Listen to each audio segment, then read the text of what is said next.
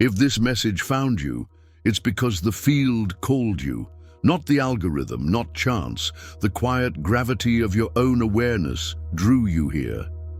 You're about to remember something people have been trained to forget. Darkness is not the enemy of light. Darkness is the source of it. The womb precedes the child. The canvas precedes the painting. The silent zero precedes the song. When you understand that, fear loosens its grip, coherence returns, and the axis of your life realigns to the center. You were taught to equate darkness with danger, ignorance, and evil, while light was branded as safety, knowledge, and good. It's a convenient split, useful for social control, but it's incomplete. The ancients knew better, and cutting-edge physics quietly agrees. What looks like emptiness isn't empty. What you call dark is potent, structured, intelligent possibility, teeming with the seeds of form. Before the first star ignited, the universe spent ages in its dark phase. It wasn't dead, it was gestating. Cosmologists literally call it the cosmic dark ages, a real era between primordial glow and the first light, a pause in which matter gathered, potentials arranged themselves, and the stage was set for stellar ignition. Darkness carried light to term. Ancient Egypt encoded this in a single name, Amun, the hidden one. Not a god hiding from your tusk, but hiddenness itself, the sacred, intelligent invisibility out of which every visible power emerges. Later, the Egyptians united Amun with Ra, the solar principle. They weren't stapling two deities together for politics. They were stating a metaphysical law. The hidden and the manifest are one continuum. Amun-Ra names a single reality in two phases, the unseen source and its seen radiance. The darkness that seems like absence is simply the source prior to display, and the light you can see is that source performing itself as form. If you've ever sensed a vast stillness behind your thoughts, that's your inner Amun. If you've ever felt a clean impulse to create an act, that's your inner Ra. They're not rivals, they're a circuit. This is the pattern of creation everywhere. Center to circumference, circumference back to center. In sacred geometry, it's the point in the circle. In Indian science of the subtle, it's the bindu, pure potential, at the center of a yantra. The symbol for the sun in astrology and for gold in the alchemical language is a dot within a circle. Not because of superstition, but because the dot is the generative node and the circle is the field it energizes. Creation is a coherent oscillation between the two. Every stable shape you can draw or build, triangle, square, hexagon, spirals and spheres, remembers the pattern in its bones. A center that informs, a boundary that holds, a flow that circulates. Physics reframes those same truths without poetry. At the smallest scales we can name, the Planck scale, space does not sit there as a blank. It seethes. Fields, quantum fields, never shut off. Even in vacuum, they fluctuate. Energy and information flicker as pairs appear and annihilate, as if reality inhales and exhales at a level classical senses can't touch. You don't need the equations to use the insight. The empty background isn't empty. It's a living potential that births the foreground. Light isn't manufactured from nothing by nothing. It precipitates from a dark, fertile ocean of possibility. The name zero-point energy misleads the untrained ear. Zero doesn't mean nothing. It means origin. The ground state is not absence, it's capacity. Keep the picture simple. The center is the silent point. Darkness is the field that cradles it. Light is the outward wave. Life is the circuit. You can see this homing pattern even inside matter. An atom isn't a tiny solar system, but it is a center and field relationship. A concentrated nucleus, a kind of center, a probabilistic cloud of presence around it, mostly empty. But that emptiness isn't lack. The space between particles is saturated with field behavior. The vacuum itself can spawn detectable effects. The more refined our instruments get, the more the old, empty box full of marbles picture breaks down. Emptiness is structured. Stillness is dynamic. Darkness is pregnant. This is why the ancients placed the dot at the heart of the circle and called it sacred, and why your nervous system relaxes the moment you remember the center. When you return attention from the perimeter of stimulation back to the silent point in you, the field self-organizes, emotion stabilizes, breath deepens, thought untangles, coherence rises, not because you forced it, but because you reconnected the circuit, center to circumference and back. Let's name the confusion clearly, because it's the root of modern fatigue. The West tried to erase paradox by declaring light good and dark bad, then treating the unseen as irrelevant or evil. That split is why we have a culture of relentless glare. 24-hour feeds, constant commentary, mind as a ceiling light that never turns off. We were taught to worship display and neglect source, to chase form and ignore field. It's no wonder we feel hollow. Imagine a painter who never looks at the canvas, only the strokes. One day they wonder why everything is noise. Reconciliation doesn't require belief. It requires practice. The center is already available. The darkness is already supportive. Your job is to stop fighting the womb that made you. Right now, notice how much of your attention is fused to surfaces: the phone, the room, the to-do list, the narrative about who you are and what must be done. That's circumference. Nothing wrong with it. But if you only live there, you're a leaf in the wind of conditions. Bring your attention back to the center, even for 10 breaths. Don't think toward it. Feel the weight of your head balanced on your spine. Feel the heart's pressure against the sternum, the belly settling. On your next exhale, let your attention drop into the stillness beneath the thought stream, as if you're sinking through warm, black water. At first, it feels like nothing. Stay. The nothing is where everything is born. The longer you rest in that fertile dark, the more your field couples to it. What happens next isn't mystical, it's mechanical. The moment center is recontacted, the mind's sampling rate changes. You begin to perceive before language. Decisions arise cleanly, without friction. Perception turns spherical, less tunnel, more field. Energy that was wasted in mental noise returns to circulation. In sacred geometry terms, the dot is active again, and the circle can breathe. This is what the Egyptian priesthood meant when they sang hymns to Amun as the one who hears the cry of the poor. The hidden hears because silence receives. The center's listening is unconditional. It doesn't screen by status or ritual. You don't need an intermediary to access it. The only ticket is attention, and the only price is the courage to put your attention where culture insists there's nothing. Let's go further. You were told this universe runs on separation. Newton taught you to build your map that way, and his map is perfect for gears and billiard balls. But as we pressed into smaller scales and earlier times, the boundaries blurred. Observers don't sit outside the show. Observation participates. The so-called vacuum isn't a void. It contributes. At the origin, there is no hard wall between in here and out there, only a gradient of coherence. Even cosmology gives you the same curve in another accent. There was a time when light couldn't travel far because the universe was thick with free electrons. Then the plasma cooled, atoms formed, and the first photons streamed.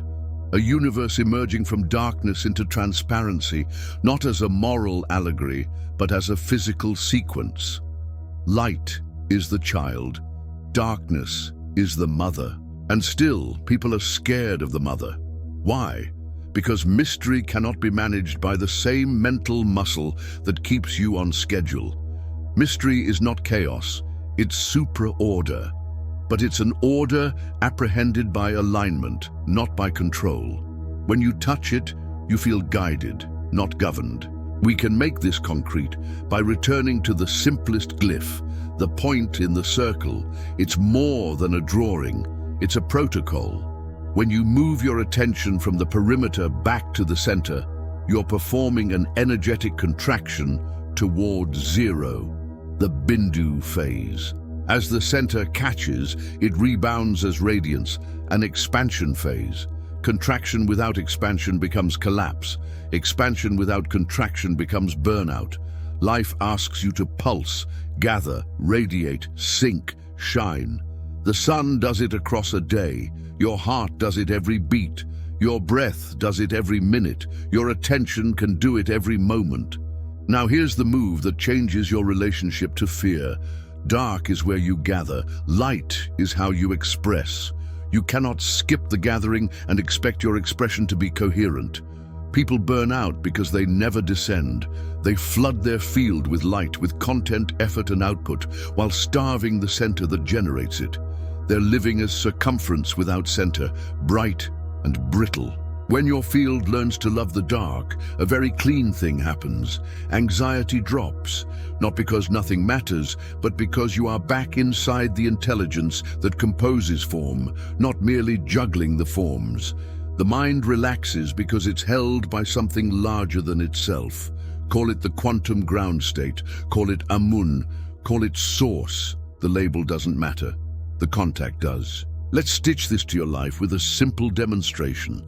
Think of a decision that's been noisy for you. The mind keeps reopening tabs, bargaining, simulating futures. Bring the whole thing into the center, not to think harder, but to surrender the problem to the field that writes you. Set a 3-minute timer. For those 3 minutes, breathe through your nose. Exhale longer than you inhale, and every time thought tries to plan, drop beneath it like a pebble falling through water. That's the descent.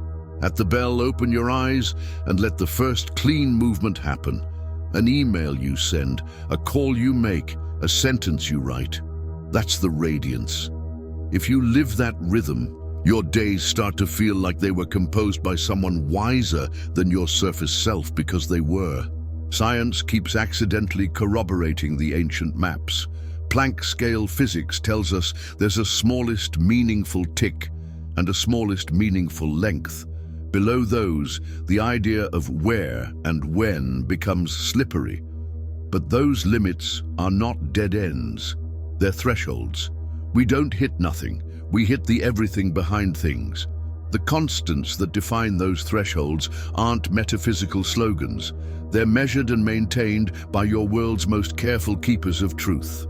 When they publish a value for Planck length, they are naming the scale at which space-time's texture stops looking smooth and might betray the weave of a deeper loom. The ancients simply called that deeper loom the hidden. Even your body is a memory of this circuit. The heart's field is toroidal, a donut-shaped flow that empties itself through the center only to re-enter and sweep the rim again. Your breath is a wave that resolves into still point at top and bottom. Your brain's default mode idles loudly until you drop into the quiet between thoughts, and then novel connections appear. Darkness is not a void, it's a junction. Every cycle in you meets there to turn around. Now I want to speak directly to the reflex that's probably firing in you. But what about all the evil done in the dark? What about the shadows people hide in? How can we call darkness sacred when terrible things happen undercover? That objection confuses misuse with essence. Yes, humans conceal harm in literal darkness. Yes, psychological shadow, when unexamined, harms. But those are distortions of the same principle. A power unacknowledged becomes power abused. When you reclaim relationship with the sacred dark, the generative, witnessing, intelligent field, you become less likely to weaponize it. You stop fearing your own depths. You bring your shadow into the light of the center.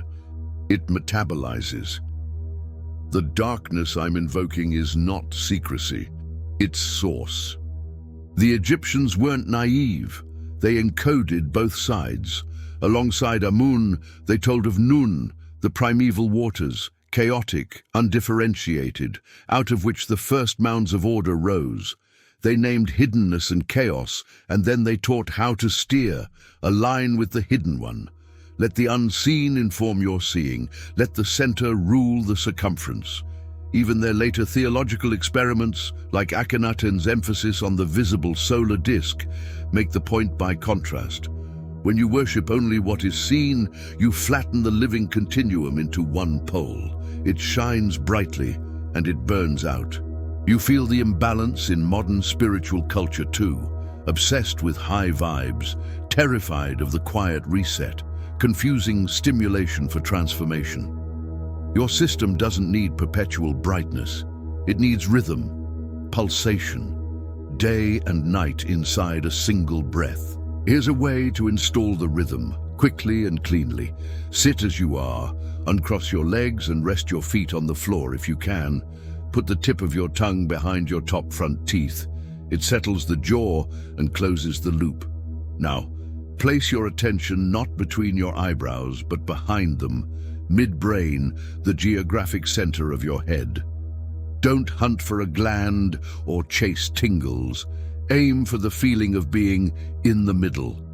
Breathe in through the nose for a count you can keep. Exhale longer than the inhale. On each exhale, imagine your attention condensing into a single silent point in that center. No mantra, no visualization beyond the sense of silent density. That's contraction to the dot. After 5 or 6 breaths, let the breath widen. On the exhale, keep a thread to the dot. On the inhale, let awareness expand gently. Periphery brightens, sounds clarify, body perimeter lights up. That's expansion to the circle. Alternate a few rounds. If your mind chases thoughts, don't fight. Drop beneath them again. 2 minutes of this resets your field. 10 minutes becomes a different day. Now tie the physics back in, because your rational mind likes companionship.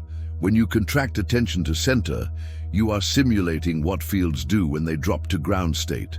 Noise reduces, coherence rises, and small inputs create large effects. When you expand from center, you're letting that coherence inform action. Your messages carry signal, not scatter. At scale, entire organizations follow this pattern. Still, decide, move, return. At life scale, it's how people stop living as reaction and start moving as transmission. From here, every dark season of your life becomes interpretable. The weeks when nothing seems to happen, the months when you're forced to pause, the periods where old identities dissolve. They aren't voids to fear, they are gestations. The field is rearranging to support a new phase of radiance. If you stay in the pause without panicking, if you trust the Amun within, the Ra returns with clarity that cannot be faked. This reframing returns a simple sovereignty to you.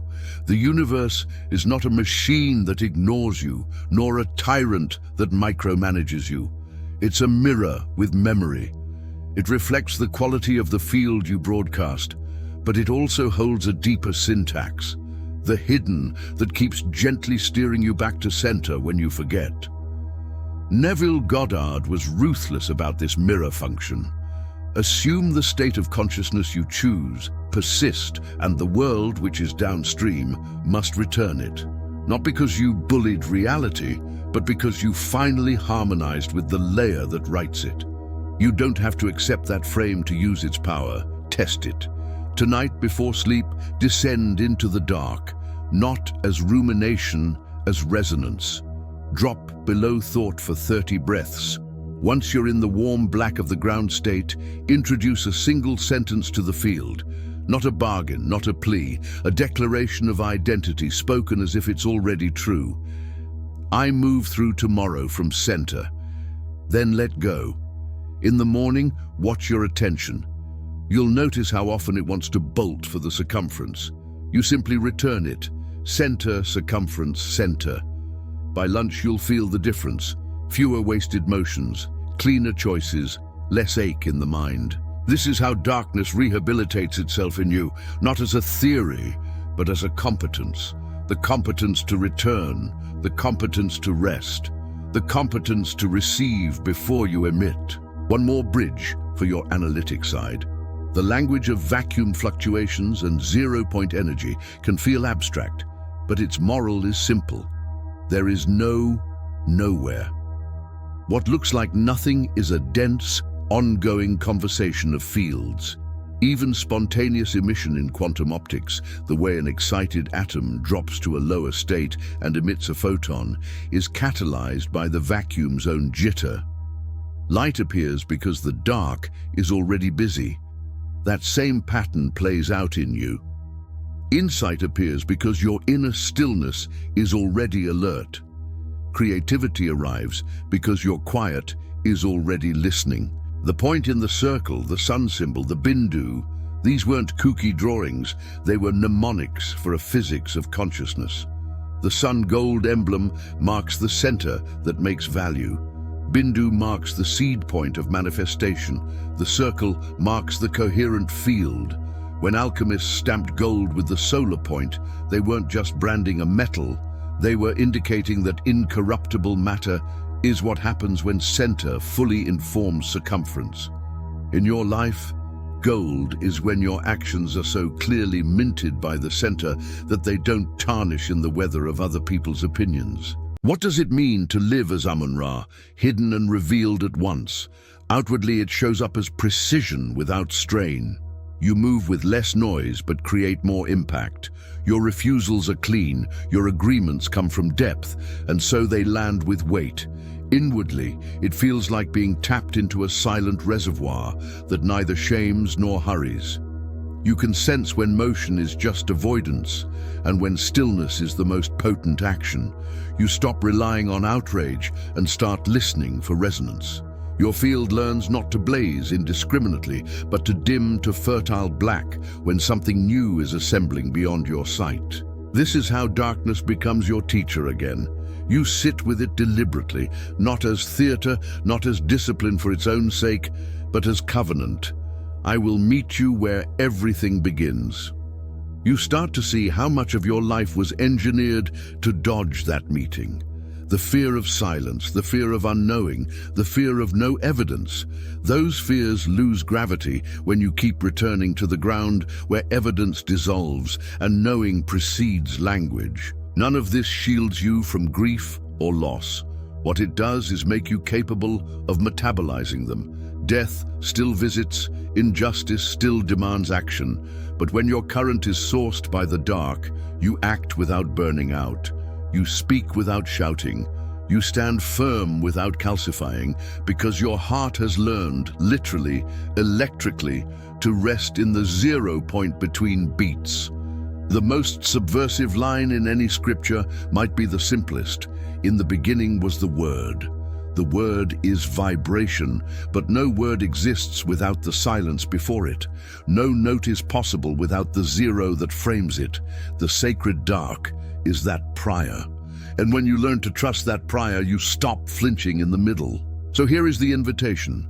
Tonight, turn off the lights before you usually would. Sit upright. Let your jaw unclench. Set your phone in another room. Close your eyes. Do nothing clever. Simply let yourself fall back into yourself. When thoughts try to tally, meet them with a breath and let them drift. When feelings swell, open your chest and let them move like weather across a night sky. And when stillness arrives, resist the urge to ask it for proof.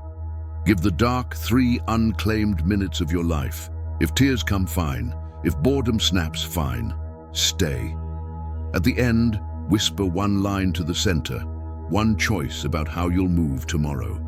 Then step into the day like a beam that remembers its sun. Darkness is not absence. It is the face the one source creator wears when creation is being renewed. You are not here to fear it. You are here to remember it as your origin, the soil from which light is taught to shine. If you need one rhythm to tether the rest, let it be this. Before the world reaches you, sit in 6 minutes of pure dark. No mantra, just breath, center, field. Say one sentence to the unseen, not a plea, a decision. Today, I move from center. At midday, 3 minutes, close your eyes, drop back, let coherence rebuild. At night, 10 minutes before sleep, recount the day in reverse. no judgment, and not to critique, but to integrate. In the last minute, thank the dark for its holding space and ask it to teach you while you sleep. That is enough. A month of this and you will be changed, not because you fought yourself, but because you stopped resisting the sacred dark where all creation emerges. And then the world shifts around you. Conversations arrive carrying the missing key. Glitter loses its spell and you walk away without drama. Rooms boil with frenzy, but you remain anchored without pride. Envy dissolves into quiet blessing. You begin to love your own life, not as compromise, but as an exact assignment. That is what happens when darkness is restored as mother instead of monster. When the next storm gathers, you will not be spellbound by the alarms. You'll receive the news without letting it own you. You'll move where your sovereignty is real and release what lies beyond your reach. Peace will no longer depend on consensus. Forgiveness will arrive quicker because your identity is no longer glued to yesterday's self. Rest will come without struggle because each night you've practiced dying a little, laying yourself down in darkness, trusting the unseen to weave you back together. That rhythm is rehearsal for the only passage that counts. And when the final veil of night unfolds, it will feel like stepping into a chamber you already know by heart. We were never designed to tremble before the dark. We were designed to bow to it, with the awe you feel when a planetarium dims and the stars erupt overhead. The only difference is that this planetarium lives inside you. You are the dome, the constellations, the projector, and the witness. When you honor the unseen as your senior partner, your light stays honest, your work gains durability. You become a place where others can pause and remember too. So if this stirred something living in you, comment now with a single word below. Just one word naming what the sacred dark gives you. Calm, clarity, courage, home. No explanation, no embroidery. The word itself is enough. The field knows how to arrange it. This isn't engagement for a machine. It's alignment with coherence. If you want more, living maps and field-tested practices for reinstalling center in a world of noise, stay close. The work here is exact, to return to the unity that was never divided. Welcome to the Coherence Codex, where we reveal that the hidden and the seen are one. When you live from that truth, your life stops wobbling and starts enduring. Now, as we close, breathe for a moment. Close your eyes and let the dark hold you for 3 slow breaths before you move. Now rise and carry your own midnight like a lantern to help others live in coherence with the one source creator, Amun-Ra, the hidden and the seen.